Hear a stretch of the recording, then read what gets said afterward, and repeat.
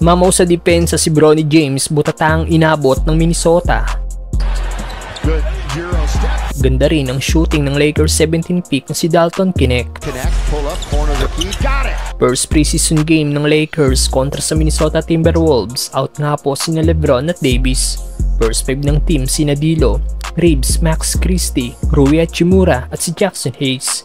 Para naman sa Wolves, first 5 ng team sina Mike Conley, Donte DiVincenzo, Jaden McDaniels, Naz Reid at si Rudy Gobert. Well, first quarter, unang nakabutas para sa magkabilang team ay si Naz Reid na pumukol ng isang tres.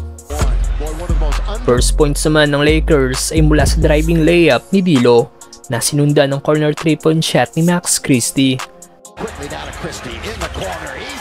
Napa-timeout na ang Lakers matapos lumobo na sa 8 points ang lamang ng Minnesota.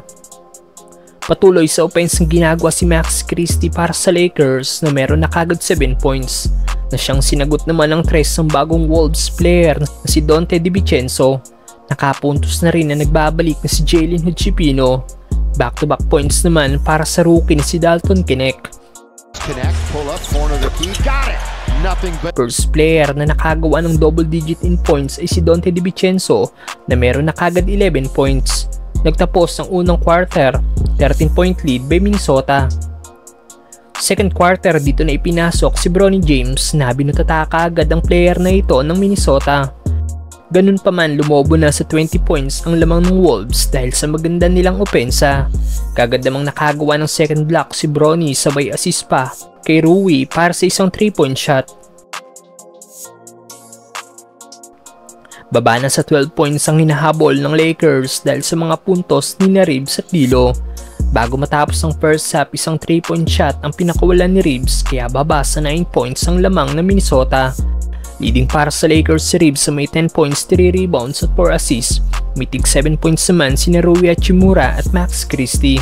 Third quarter, dito na nagpakawala ng kanyang mga 3-point shot si D'Angelo Russell kaya baba na naman sa single digit ang lamang ng Minnesota. Napababa na ng Lakers sa 3 points ang lamang ng Wolves matapos ang 3-point shot ni Dalton Knecht.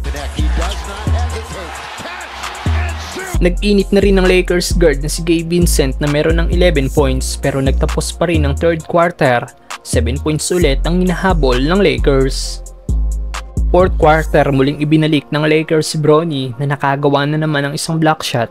Ganun pa man, hindi pa rin magawang makapuntos ng batang James.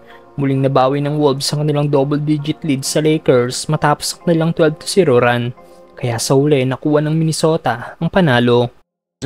Minot. Oh, he goes to the other side.